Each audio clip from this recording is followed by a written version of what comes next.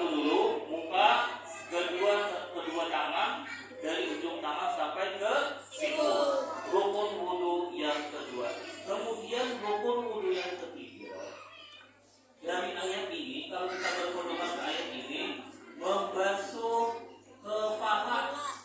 Ulama berbeda pendapat di sini, menafsirkan biruusikum, ada yang seluruh kepala wajib kena sapu, kemudian ada yang hanya sebagian kepala yang wajib kena sapu. Tapi mazhab Syafi'i sunnah muakkad menyapu seluruh kepala.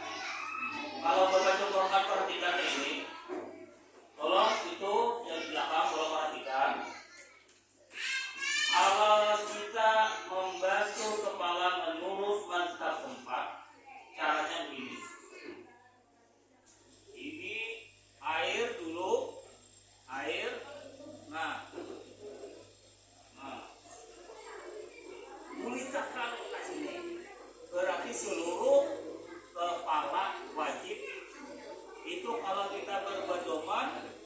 Nah, itu cara membasuh kepala, menyapu kepala, itu caranya. Bapak ulang kembali. Ini banyak.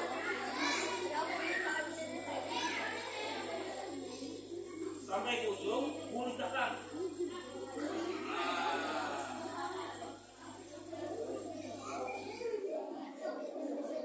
Nah, di dalam hati, kalau seperti guru kita, itulah cara Allah mengajarkan Rasulullah berwudu. Kemudian wamsahu biru'usikum wa arjulakum ilal ka'bayn.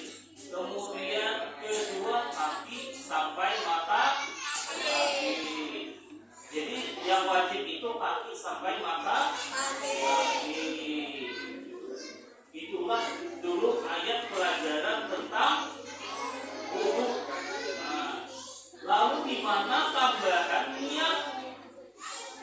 Niat itu perhatikan, itu berdasarkan hadis Nabi yang mana berbunyi innamal a'malu binniyat.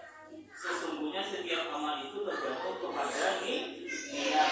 Disitulah ulama menempatkan niat sebagai rukun pertama dari wudu. Niat berwudu karena Allah Ta'ala.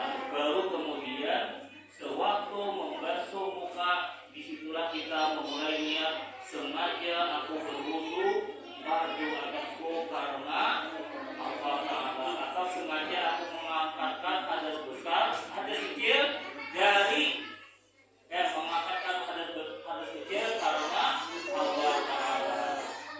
Itulah ulama menempatkan niat sebagai rukun yang pertama dari wudu. Nah, jadi rukun pertama kalau berdasarkan hadis adalah niat, kemudian disambung di sini membasuh muka, membasuh dua telapak dua tangan sampai ke siku, menyapu kepala, kemudian kaki sampai mata kaki. Adapun telinga itu hukumnya sunat. Jadi itulah pelajaran pertama dulu dari satu ayat ini tentang wudu. Kemudian kita lanjutkan